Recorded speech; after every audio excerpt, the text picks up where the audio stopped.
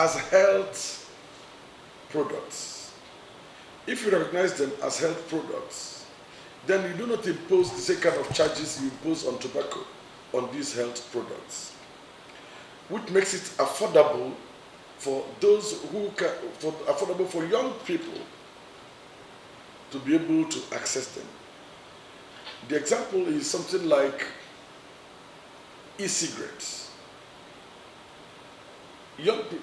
Evidence across the world has shown that people who consume e-cigarettes, for instance, there are other options though, I'm just giving you one.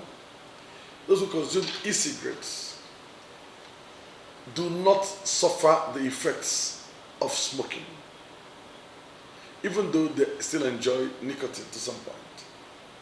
And over time, they're able to quit smoking. And that's what Sweden, for instance, that's the example that Sweden has provided the world, and particularly Europe, because they've been able to reduce smoking rates to very minimal levels, highly minimal levels.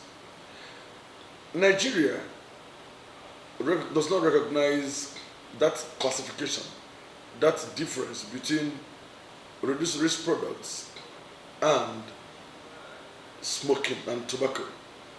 And they put the same tariff, the same tariff basically on them, which makes some of these reduced risk products unaffordable. It just increases the prices and makes it difficult for smokers, young people who are smoking, to access them because they don't have that kind of income. So in terms of what we do to partner with government, I think the key thing here is that education on the need for the government to recognize reduced risk products as health products, and and in so doing, reduce the kind of tariff that they impose on, and reduce the tariff they impose on it, because they are not basically tobacco. So I think that is the way to go, and I think that is the way most countries of the world are going. Anytime you try to control something, it is always good to provide options. Let's look at something that is as banal as exposure to sexual diseases and the provision of something like condom as option.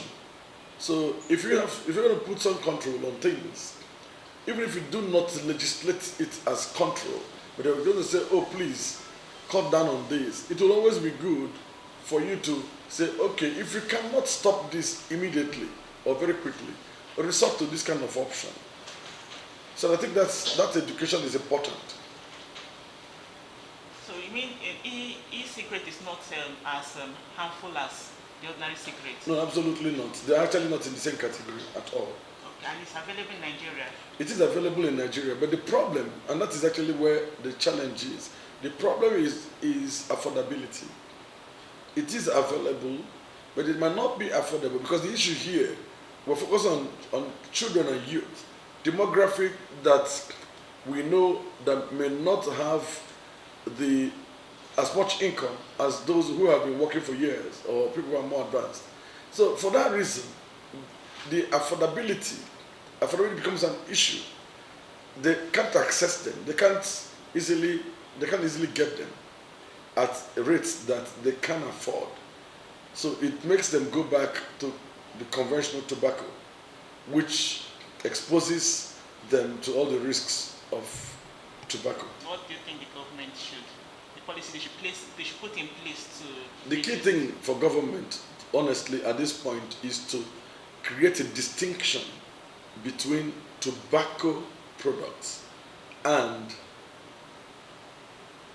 tobacco alternatives that reduces the risk and the harm inherent in conventional tobacco.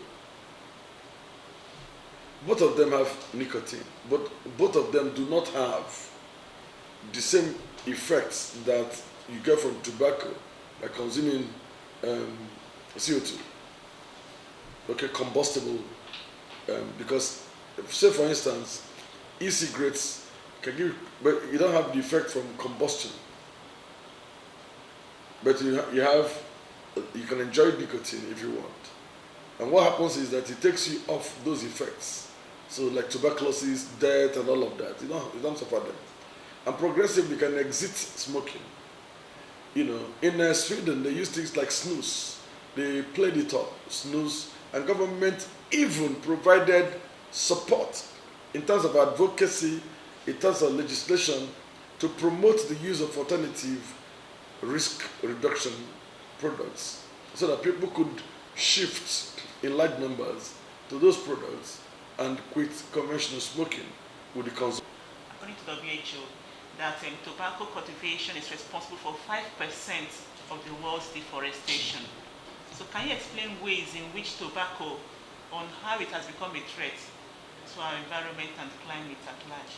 Well, you have already said it, that deforestation, of course, we know the implication of climate change. But the solution, again, it goes back to these reduced risk products. Because if you're using e-cigarette, for instance, you are not going to be cutting down the trees in communities. So it also not lead to deforestation. It's also not going to lead to climate change.